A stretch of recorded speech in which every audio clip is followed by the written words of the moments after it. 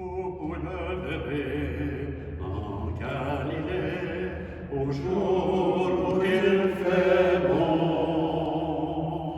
Vous le verrez en Galilée, il est ressuscité.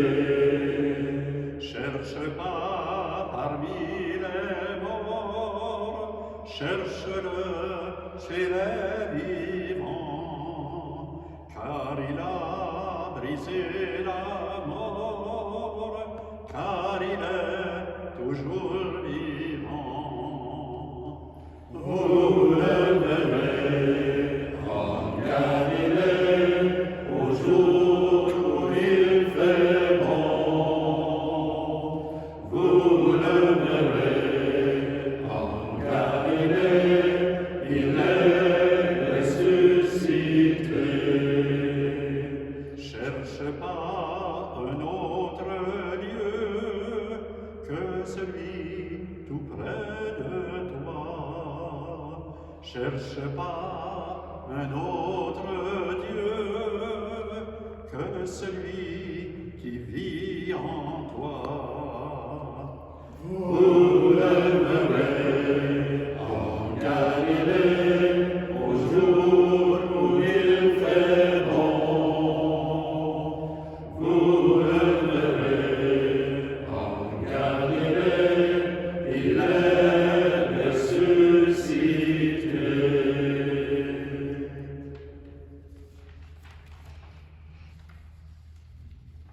Bonjour chers frères et sœurs, nous sommes très heureux de partager avec vous un temps de prière. Nous nous trouvons ici à la chapelle Saint-Antoine des Franciscains, lieu du bienheureux Père Frédéric. Avec les disciples d'Emmaüs, nous sommes invités à vivre un passage. Passage d'une foi hésitante à une foi qui recouvre son souffle, qui s'ouvre à la présence de Jésus au cœur de cette pandémie qui suscite de l'inquiétude. Prions le Seigneur. Dieu notre Père, nous avons du mal à discerner les signes de ta présence dans la souffrance de tant d'hommes et de femmes malades menacées de mort. L'angoisse est leur lot quotidien. Par ta parole, fais-nous découvrir que Jésus, ta présence aimante, se tient à nos côtés. Il se fait marcheur avec nous au milieu de nos jours incertains. Aide-nous, Père, à faire le passage des ténèbres à la lumière, de l'inquiétude à la paix retrouvée. Nous te présentons ces demandes en Jésus le vivant au siècle des siècles. Amen. Christ est ressuscité, Alléluia, Alléluia. Christ a vaincu la mort, Alléluia, Alléluia. Évangile de Jésus-Christ selon saint Luc. Gloire à toi, Seigneur. Le même jour, c'est-à-dire le premier jour de la semaine, 2 disciples faisaient route vers un village appelé Emmaüs, à 2 heures de marche de Jérusalem, et ils parlaient entre eux de tout ce qui s'était passé. Tandis qu'ils s'entraînaient et s'interrogeaient, Jésus lui-même s'approcha et il marchait avec eux, mais leurs yeux étaient empêchés de le reconnaître. Jésus leur dit, « De quoi discutez-vous en marchant ?» Alors ils s'arrêtèrent tout tristes. L'un des deux, nommé Cléophas, lui répondit, « Tu es bien le seul étranger résidant à Jérusalem qui ignore les événements de ces jours-ci. Il leur dit, quels événements? Ils lui répondirent, ce qui est arrivé à Jésus de Nazareth, cet homme qui était un prophète puissant par ses actes et ses paroles devant Dieu et devant tout le peuple. Comment les grands prêtres et nos chefs l'ont livré. Ils l'ont fait condamner à mort et ils l'ont crucifié. Nous espérions que c'était lui qui allait délivrer Israël. Mais avec tout cela, voici déjà le 3e jour qui passe depuis que c'est arrivé. À vrai dire, des femmes de notre groupe nous ont remplis de stupeur. Quand dès l'aurore, elles sont allées au tombeau. Elles n'ont pas trouvé son corps. Elles sont venues nous dire qu'elles avaient même une vision. Des anges qui disaient qu'il y a vivant. Quelques-uns de nos compagnons sont allés au tombeau et ils ont trouvé les choses comme les femmes l'avaient dit. Mais lui, ils ne l'ont pas vu. Il leur dit alors, Esprit sans intelligence, comme votre cœur est lent à croire tout ce que les prophètes ont dit, ne fallait-il pas que le Christ souffrit cela pour entrer dans sa gloire? Et partant de Moïse et à tous les prophètes, il leur interpréta dans les Écritures ce qui le concernait. Quand ils approchèrent du village où ils se rendaient, Jésus fit semblant d'aller plus loin, mais ils s'efforcèrent de le retenir. Reste avec nous, car le soir approche et déjà le jour baisse. Il entra donc pour rester avec eux. Quand il fut à table avec eux, ayant pris le pain, il prononça la bénédiction et l'ayant rompu, il le leur donna. Alors leurs yeux s'ouvrirent et ils le reconnurent, mais il disparut à leur regard. Ils se dirent l'un à l'autre, notre cœur n'était pas-il plus lent en nous, tandis qu'il nous parlait sur la route et nous ouvrait les Écritures. À l'instant même, ils se levèrent et retournèrent à Jérusalem. Ils y trouvèrent réunis les 11 apôtres et leurs compagnons qui leur dirent, « Le Seigneur est réellement ressuscité. Il est apparu à Simon-Pierre. » À leur tour, ils racontaient ce qui s'était passé sur la route et comment le Seigneur s'était fait reconnaître par eux à la fraction du pain. Acclamons la parole de Dieu.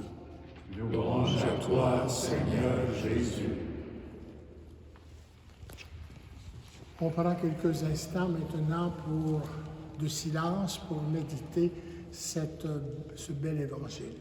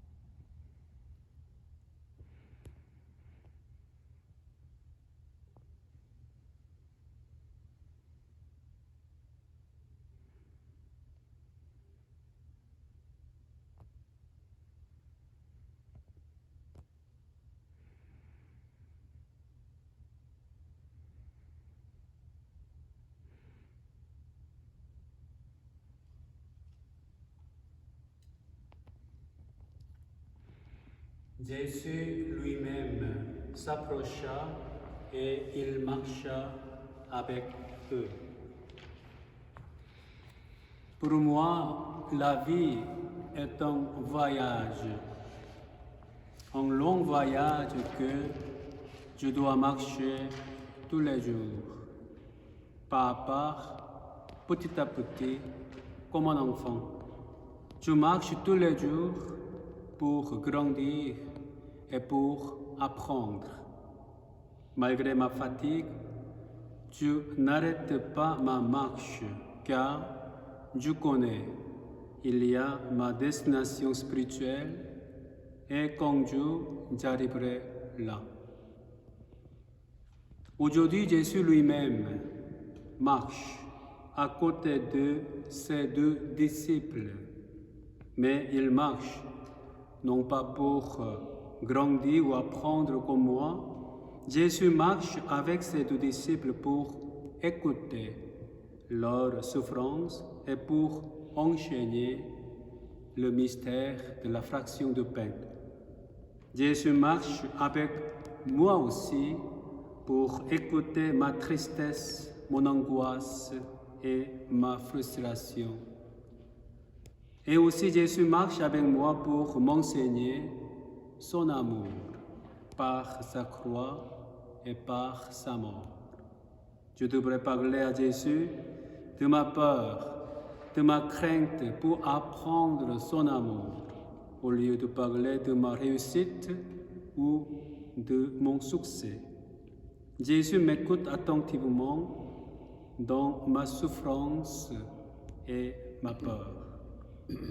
Et Jésus me dit, Paul, ne te décourage pas et n'arrête pas ta marche non plus, car je suis là avec toi comme toujours.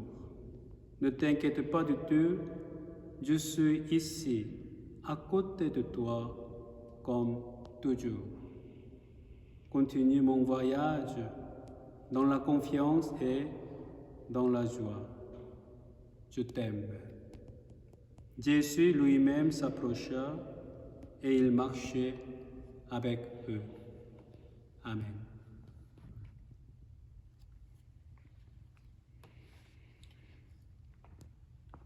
Paul l'a déjà dit parfaitement,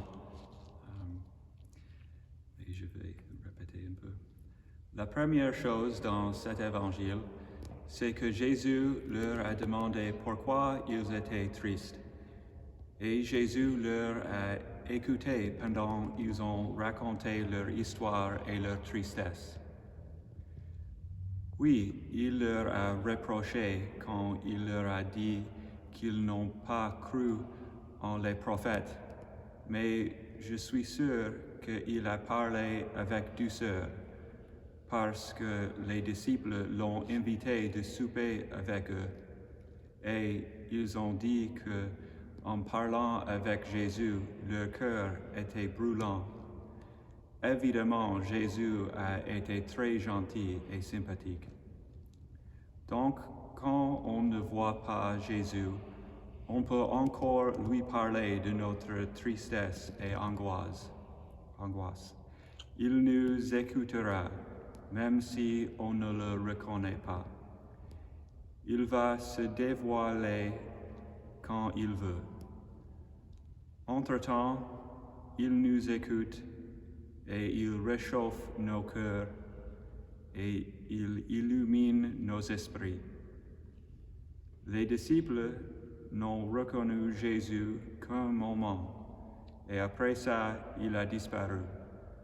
Mais il était là tout le temps.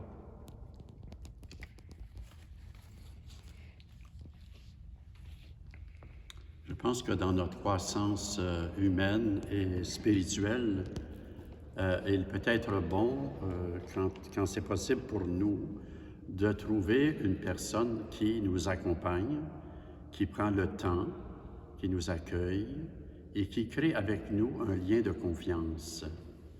Nous vivons dans notre parcours de vie, comme Paul disait, la vie est une marche en avant.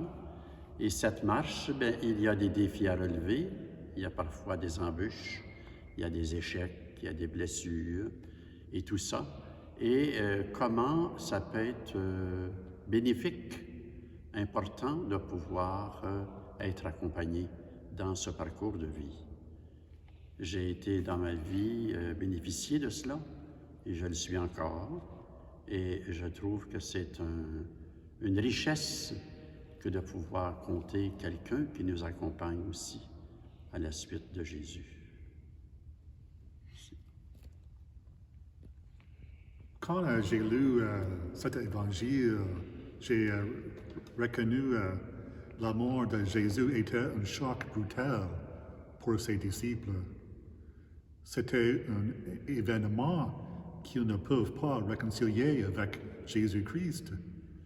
Ils pensent que le Christ soit le Messie qui ira livrer d'Israël.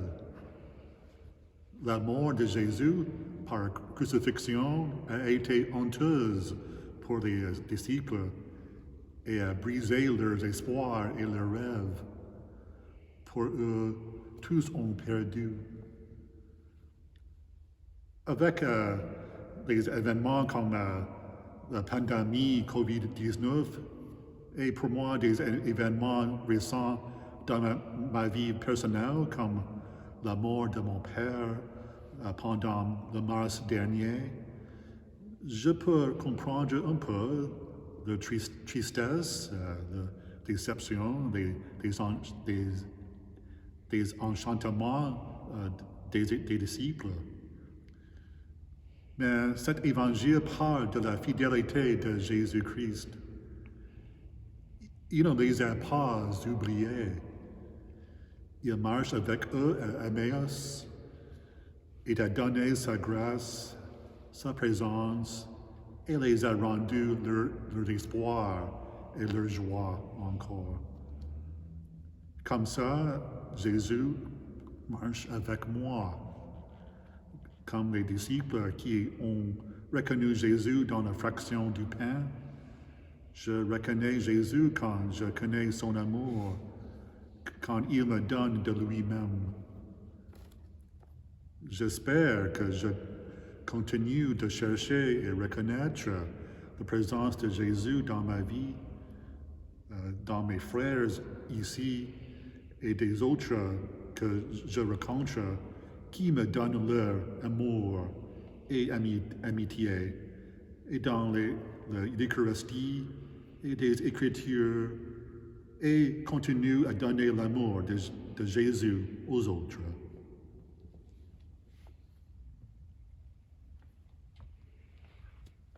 Cet évangile était vraiment intéressant pour moi. J'ai écouté une émission de Lawrence Freeman et il a parlé des niveaux de conscience, des consciences. Le premier niveau, quand les deux ont marché dans l'autre direction de Jérusalem, c'était une chose de travail, c'était une chose physique. Et les deux ont marché avec Jésus. Et le deuxième, c'est les deux disciples à parler avec Jésus. Et les deux, c'était notre niveau de conscience. Mais c'est dans le partager de la pain, dans le briser de la pain, que les deux connaissent que c'était Jésus.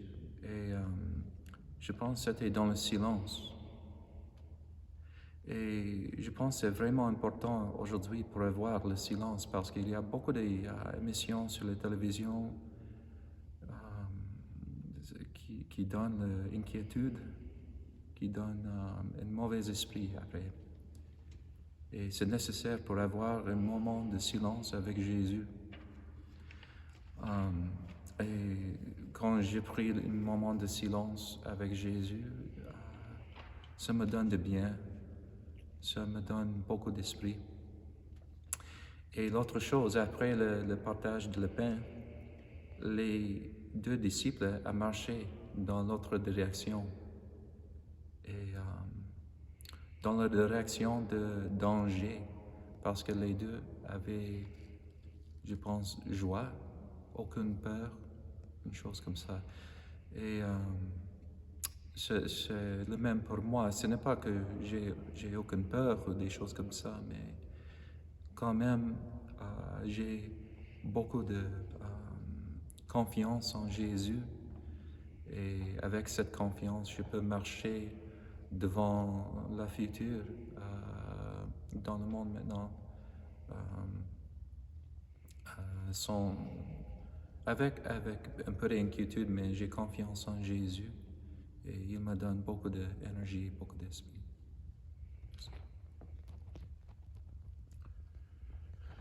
Le texte de cet évangile est assez développé. C'est peut-être celui qui est le plus intéressant, où on voit deux pèlerins, deux disciples qui sont complètement déboussolés, qui sont complètement déroutés, je dirais déprimés.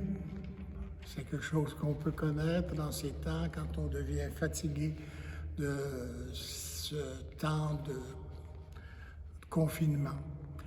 Eux, tous, leur espérance est en miettes. Et il y a là plusieurs indications qui sont données. Comment ils ont peu à peu remonté la côte et accompagné du Maître des Maîtres, Jésus ressuscité. Première leçon, c'est que la parole de Dieu est très importante dans notre vie. Beaucoup plus qu'on pense. Normalement, elle devrait toujours nous faire arriver à la joie, faire que notre cœur se réchauffe et même devienne brûlant. Et c'est un chant que nous allons interpréter tout à l'heure. Jésus qui m'a brûlé le cœur. Chaque fois qu'on écoute l'Évangile et le message de Jésus, il y a quelque chose qui vient nous toucher dans notre cœur. Mais quand nous vivons des choses difficiles, il arrive parfois qu'on sente vraiment la présence de Jésus ressuscité.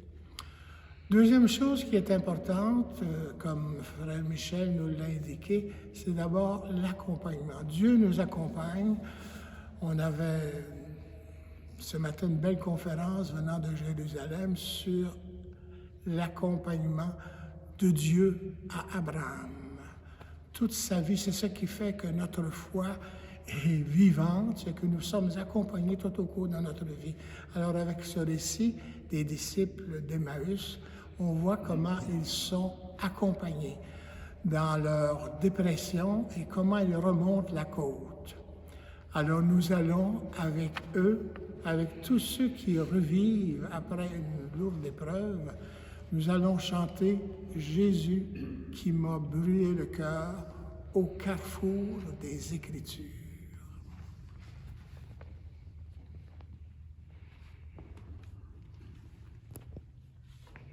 Jésus qui m'a brûlé le cœur au carrefour des Écritures, ne permets pas que leur blessure en moi se ferme.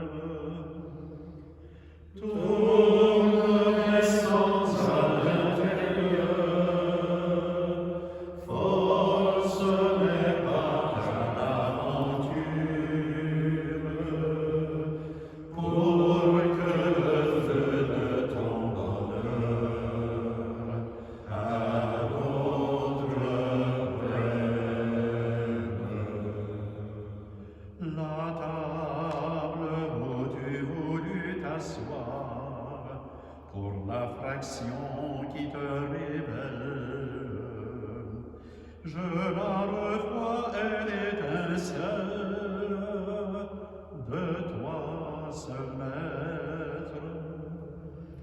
Fais que je sorte dans le soir, au trot des miens sans nouvelles, et partant dans mon regard, fais-toi connaître.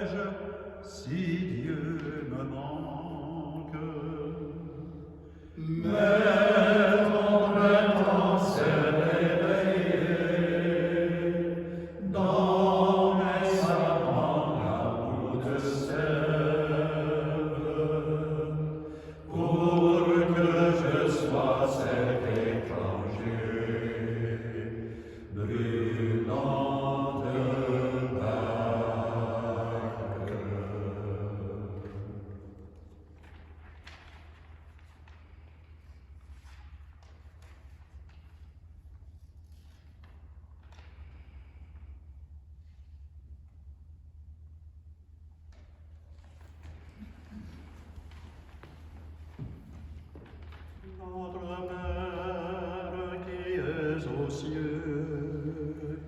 Que ton nom soit sanctifié, que ton règne vienne, que ta volonté soit faite sur la terre comme au ciel. Donne-nous aujourd'hui notre pain de ce jour. Pardonne-nous nos offenses, comme nous pardonnons aussi à ceux qui nous ont offensés.